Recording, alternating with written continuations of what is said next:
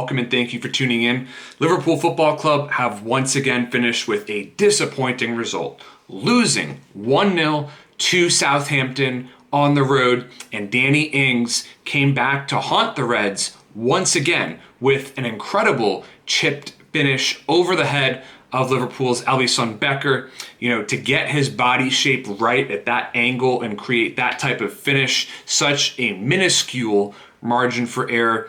Major credit to Ings for scoring that goal. Unfortunately, Jordan Henderson, filling in at center back, played Ings onside. So while Henderson overall delivered a decent performance at center back, it's safe to say that Liverpool's midfield cannot play at its best when its two best midfielders have to play center back, as was the case today with Jordan Henderson and Fabinho. But naturally, the biggest problem of all is that Liverpool have now gone over 250 minutes without scoring. Can you believe that? It is astounding. The Reds only had one shot on target the whole game. The only member of the front three who seemed serious about scoring was Super Sadio Supermane, not so super today, unfortunately. He was left frustrated. I mean, when Kyle Walker-Peters pretty much gave him an American football tackle and Andre Mariner wouldn't even give a common foul, let alone a yellow card, you could tell that it was just going to be more and more shambolic officiating. Even before that, a clear handball was missed even after going to VAR.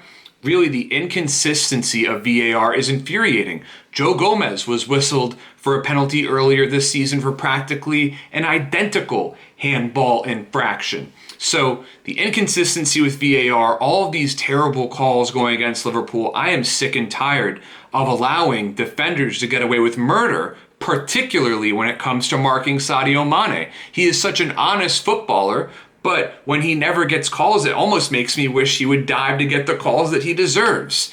They're undermining trust in the game, the officials in the Premier League are, by delivering such terrible performances. Of course, I can't say that Liverpool deserved a result necessarily when they only mustered one shot on target and did so little with the possession that they dominated throughout the match, but still, the officiating that Liverpool has to deal with week in and week out is nonetheless still frustrating. But there could not be a better time for Liverpool to have nearly a 2-week break, because there is some sort of issue plaguing Liverpool, particularly in the front three, whether it is physical or mental fatigue, being out of form, losing their way, I don't know.